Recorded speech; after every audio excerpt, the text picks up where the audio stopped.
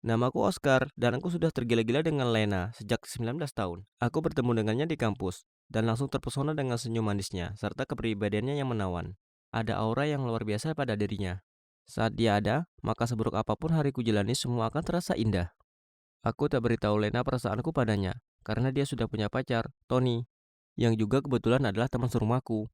Lena cinta Tony, dia pun mencintainya. Jadi kusimpan sendiri perasaanku ini. Aku tahu aku harus puas memiliki Leana di hidupku sebagai teman saja.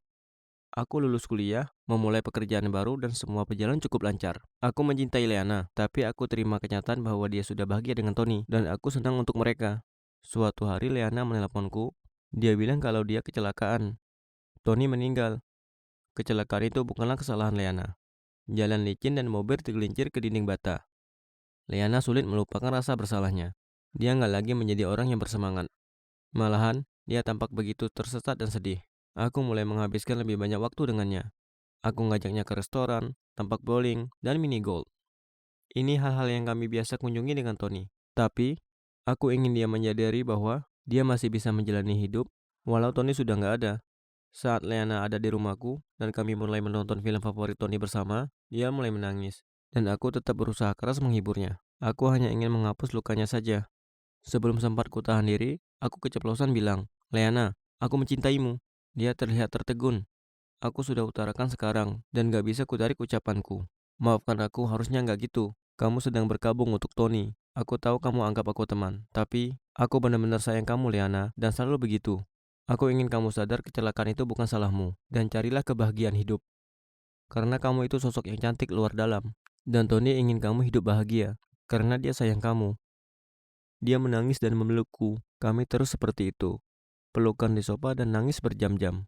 Akhirnya dia menarik diri dariku. Dia bilang aku sosok yang luar biasa. Tapi itu berlebihan untuknya. Dia butuh ruang. Gimana kalau usia 30 kita masih lajang, kita nikah aja? Dia tanya aku. Mulainya aku nggak ngira dia serius. Tapi aku sangat menyayanginya. Dan aku percaya ini akan menyenangkan. Jadi seperti itulah. Jika sampai umur 30 Leana sudah pulih dan gak satupun dari kami jatuh cinta pada orang lain, kami akan nikah. Setelah itu kami berdua berpisah. Leana pindah ke kota lain dan aku ke luar negeri. Selama beberapa tahun pertama kami gak berkomunikasi. Lalu tiba-tiba Leana mengirim pesan di sosial media. Kami mulai ngobrol lebih sering dan kami jadi teman akrab lagi.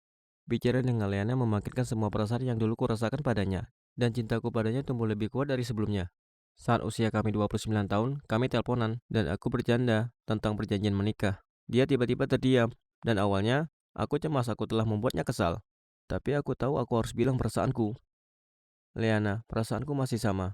Aku nggak mencintai orang lain. Aku mencintaimu. Semakin hening. Kupikir ini berakhir. Tapi aku nggak nyesal bilang perasaanku. Aku juga nggak mencintai orang lain. Akhirnya dia bilang, gimana kalau kita habisin waktu bersama dan kita lihat. Aku ingin berteriak, ya, tapi aku berusaha tetap tenang. Saat ini kami berdua tinggal di kota yang sama, jadi kami atur pertemuan tiap akhir pekan. Rasa itu benar-benar masih ada. Kami mulai kencan dan ini luar biasa. Aku akhirnya memiliki gadis impianku, dan aku tak pernah sebahagia ini. Beberapa bulan kemudian kami berjalan-jalan melalui taman, telah jamuan makan malam romantis, lalu aku berlutut dan melamarnya. Dia tersenyum padaku dan berkata, ini nggak adil, aku belum 30 tahun. Kamu harus simpan itu dulu sampai 2 bulan lagi, lalu melamar lagi nanti. Menurutku itu konyol, tapi justru alasan-alasan seperti itu yang membuat aku makin cinta padanya. Dia selalu menepati janjinya. Aku merencanakan kejutan pesta ulang tahun ke-30 untuknya di restoran favoritnya. Aku undang semua teman dan keluarganya dan aku berencana melamarnya. Aku menunggunya di restoran. Teman-temannya seharusnya membawanya, tapi mereka telat. Aku menelepon temannya dan bertanya di mana mereka. Temannya mulai menangis dan memberitahuku Leana sedang menyeberang jalan. Lalu sebuah mobil menabraknya. Dia sekarang di RS. Leana berada dalam perawatan intensif. Aku meninggalkan pesta tanpa ngomong ke orang-orang dan bergegas ke RS. Leana dalam keadaan koma selama 2 hari.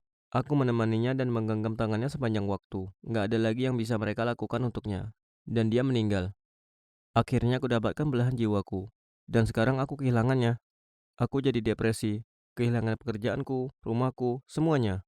Aku kembali tinggal dengan orang tuaku dan harus mulai dari awal. Aku kini menjalani terapi untuk berusaha menata kembali hidupku. Ini nggak mudah, karena yang kurasakan hanyalah kehampaan. Sudah 4 tahun sejak kejadian itu, dan aku masih merindukannya setiap hari. Itu susah, Tapi aku belajar hidup dengan derita atas kehidupan yang gak pernah kami jalani. Terima kasih sudah dengar ceritaku. Beberapa perjalanan cinta gak ditakdirkan terjadi, dan sesakit apapun itu, kita harus temukan kekuatan dan kemauan dalam diri sendiri. Gak nyerah dalam hidup. Aku berusaha kuat semampuku dan jalani hidup sebaik mungkin. Karena aku tahu inilah yang Leana inginkan.